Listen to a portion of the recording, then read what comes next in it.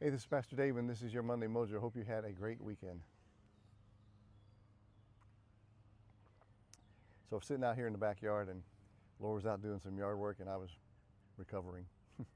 And she had on some Garth Brooks music, one of his CDs.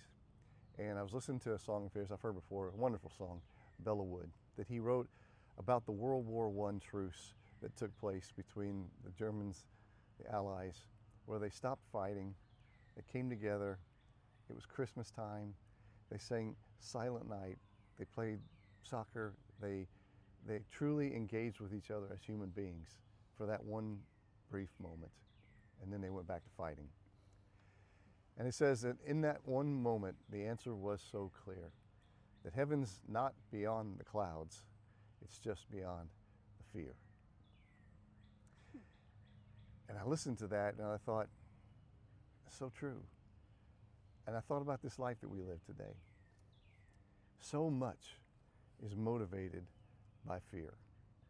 I mean, the last two presidential elections, we were told, if this party wins, democracy is done, so be very afraid. If that's the way politicians work, and they do sometimes, they make you afraid that if you don't do this, something else is going to happen that's worse. That's horrible. Fear is a horrible motivator. The advertising agency does it. There's a car commercial now that says, if your car doesn't make you feel good about who you are, it's not really a good car. I better get that one or else I won't feel good about who I am. I'm afraid about that. Fear of missing out, right? I got to wear the right clothes. I got to look the right way. I got to eat the right food. I got to be the right kind of person or else I'm not going to be acceptable. Fear. Or maybe it's a boss that makes you feel like you can't have a misstep at all or else you're going to be in big trouble. And on a certain project, that might be a good motivator for that moment, but over the long term, fear is a horrible, horrible motivator, but it surrounds us constantly, daily. Maybe that's why the scriptures say 365 times, do not be afraid. Maybe that's why Jesus says, do not fear. I'm so glad that my leader doesn't try to motivate me with fear.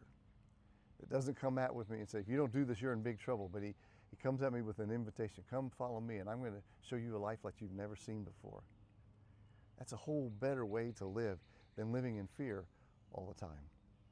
Now, I know growing up, I experienced some situations where there were Christians who were trying to use fear to scare people out of hell and into faith. Again, it's not a very lasting motivator. A better motivator is love and invitation to come and walk with me and to be with me. So I think that when we hear that and when we do that, we become the kind of people where people look and say, well, how can you live fearlessly like that? Aren't you ever afraid? Well, sometimes I'm afraid, but I don't stay in it because I've got a Savior that says, do not be afraid. I've got you. We know that in the end, it's all going to work out, and the good guys, the Father, Son, and Spirit, are going to win. We know that's the story at the end. So even in the middle of it, even in the moment now, even if it sounds scary and we're afraid, we don't have to be in fear. We can live fearlessly, and then people will look at that and say, I want to have what you have. And then what happens is the very last line of that song comes to be. After he said it's just beyond the fear, he then says, heaven's not beyond the clouds. It's for us to find right here. Jesus says that with his coming into this earth, the kingdom of heaven has come and is at hand.